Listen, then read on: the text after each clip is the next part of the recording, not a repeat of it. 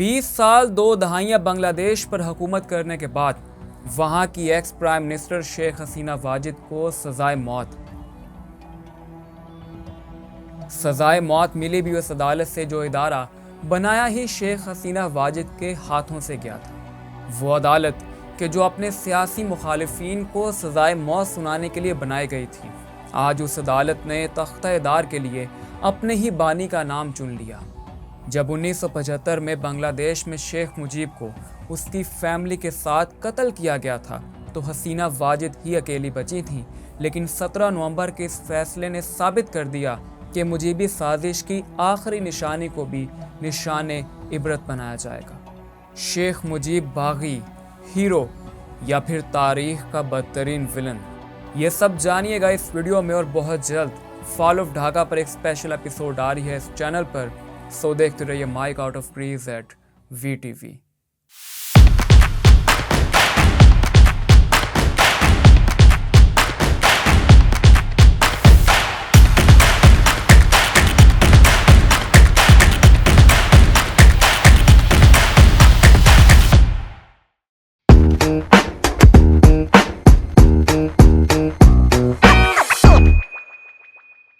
बिस्मिल्लाहिर्रहमानिर्रहीम, अस्सलाम वालेकुम। You are watching mic out of crease at VTV और मैं हूँ आपका होस्ट शहरियार अली। 17 नवंबर का दिन मेरे एक पुराने दोस्त की सालगिरह आया करती है। अब हम दोस्त नहीं, लेकिन न जाने क्यों मेरा दिल बार बार खुश हो रहा था कि अब सालगिरह तो है नहीं, लेकिन किसी गुड न्यूज़ की खुशबू तो आ रही है, पर मालूम नहीं कहाँ से।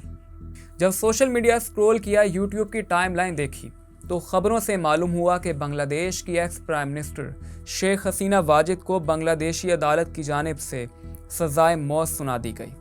दिल को करार आया और शायद पहली बार आया कि 1971 में मुल्क के 2 टुकड़े करने वाले मशरक़ी पाकिस्तान में सिविल वॉर करवा के हज़ारों जानों के जाने के जिम्मेदार शेख मुजीब की तरह उसकी बेटी भी अपने अंजाम को पहुंचने वाली है।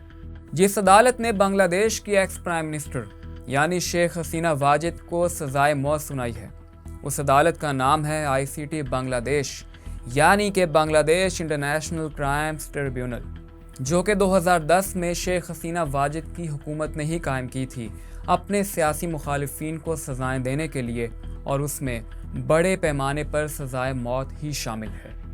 यानी जो घड़ा शेख हसीना वाजिद ने अपने सियासी मुखालिफिन के लिए खोदा था, आज वो खुद उस गड्ढे में गिर गई। इस केस की शुरुआत जून 2025 में हुई थी और इसका फैसला 17 नवंबर 2025 को सुनाया गया। इस केस में दरअसल 2024 में बांग्लादेश में किए गए एहतजाज के नतीजे में जो प्रोटेस्टर्स पर फायरिंग की गई और 1400 लोग जाँ बहक हुए, शेख हसीना वाजिद को 1973 के इंटरनेशनल क्राइम ट्रिब्यूनल एक्ट के सेक्शन 23 के तहत मौत की सज़ा सुनाई गई। शेख हसीना वाजिद ने जो सज़ा पाई, ये गड्ढा उन्हीं का खोदा हुआ है, और जिस तख्ते-दार पर उन्हें लटकाए जाने का फैसला सुनाया गया, उस तख्ते की लकड़ी जिस दरख्त से ली गई, वो दरख्त इन्हीं के हाथों का लगाया हुआ है। क्योंकि 1973 में बांग्लादेश में शेख मुजीबुर रहमान ने इंटरनेशनल क्राइम्स ट्रिब्यूनल एक्ट 1973 बनाया कि जिसका मकसद 1971 के वॉर क्राइम्स यानी कि जेनोसाइड और दीगर जुराइम पर सजाएं सुनाना था। दरअसल इस कानून के ज़रिए शेख मुजीबुर रहमान ने उन्हीं लोगों को सजाएं देना थी कि जो 1971 की जंग में शेख मुजीब और भारतीय प्रोपेगेंडा की बजाय पाकिस्तान के साथ थे। 16 दिसंबर आने दें, फिर इस पर तवील गुफ्तगू होगी कि जो इल्ज़ाम पाक फ़ौज पर लगाया जाता है कि मशरक़ी पाकिस्तान में लाखों लोग कत्ल कर दिए गए या फिर हज़ारों ख़वातीन का किया गया, क्या हकीकत में वो पाकिस्तानी सिपाही थे या फिर पाकिस्तान आर्मी से बगावत करके मुक्ति बाहिनी में शामिल होने वाले लोग थे? जो जुराइम मुक्ति बाहिनी ने बिहारी मुसलमानों के साथ किए, उन पर तो इस एक्ट के तहत कोई कार्रवाई हुई ही नहीं।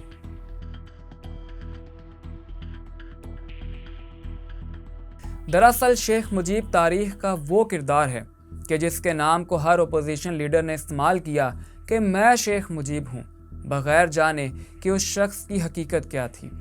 अगर बंगाली अवाम पर जुल्म हुआ तो बंगाली अवाम मजलूम थी, इसका हरगिज़ मतलब ये नहीं कि कोई उनका नाम इस्तेमाल करे या उनकी नाम नेहाद तर्जुमानी करके बगावत करे और अपनी हुकूमत कायम कर ले तो वो बांगा बांधू बनकर या बंगाली अवाम का हीरो बनकर तारीख के सफ़ात में हमेशा के लिए अमर हो जाएगा। 16 दिसंबर को ये बातें खोली जाएंगी कि आखिर बंगाली अवाम के हकूक़ की जंग लड़ने वाले शेख मुजीब ने अपने दौर में बंगाली अवाम को क्या दिया, आखिर क्यों उसका दौर बदतरीन दौर शुमार किया जाता है। लूट मार का बाजार गर्म था, जुल्म के पहाड़ तोड़े जा रहे थे और आखिर क्या वजह थी कि 1975 में उसे अपने ही लोगों ने गोलियों से भून डाला। और यहाँ पर हालात ये हैं कि हर अपोजिशन लीडर खुद को शेख मुजीब बताकर हीरो साबित करता है। खैर 1973 में बनने वाले इस लॉ पर 2010 में शेख मुजीब की बेटी शेख हसीना की जानिब से इंटरनेशनल क्राइम्स ट्रिब्यूनल यानी कि ICT कायम की गई। यानी वो चैप्टर जो पहले से बंद हो चुका उसे दोबारा से खोला गया और अपने सियासी मुखालिफिन को फांसी के फंदे पर लटकाने के लिए 1971 का सहारा लिया गया। जिन रहनुमाओं को सजाए मौत दी गई उनकी तफसील ये है।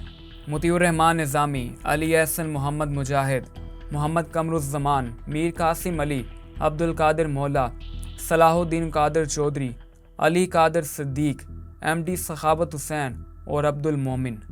अब जब 2024 में शेख हसीना की हुकूमत से तंग आकर बांग्लादेश के अवाम ने एहतजाज किया कि जहां पर दीगर करप्शन के साथ साथ एक बड़ी वजह यह थी कि शेख हसीना वाजिद ने अपने लोगों को नवाजने के लिए 1971 के मुक्ति बहानी दहशतगर्दों की औलादों को हीरोज़ की औलादें करार देकर गवर्नमेंट जॉब्स का एक बड़ा कोटा उनके लिए मुख्तस कर दिया। अवाम तंग आ गई कि ये करप्शन, ये नाइंसाफ़ी क्यों की जा रही है, हकीकी आज़ादी कहाँ पर है। अवाम ने एहतजाज शुरू किया तो हुकूमत ने उसको रोकने के लिए बड़े बेईमाना तरीके से उन पर फायरिंग शुरू कर दी कि जिसके नतीजे में सैकड़ों तलबा शहीद हो गए। तहरीक ने मज़ीद जोर पकड़ा और हुकूमत का तख्ता ऐसा उल्टा कि शेख हसीना को बामुश्किल ही भागने का मौका मिला और वहाँ से वो फरार होकर इंडिया के शहर अगरतला पहुँची। यानी वही शहर कि जहां दहाइयों पहले उसके बाप शेख मुजीब ने इंडिया की गोद में बैठकर मशरक़ी पाकिस्तान को बांग्लादेश बनाने की साजिश रची थी। यानी ये कहना गलत ना होगा कि अगरतला की साजिश, अगरतला की पैदावार, अगरतला ही फरार हुई।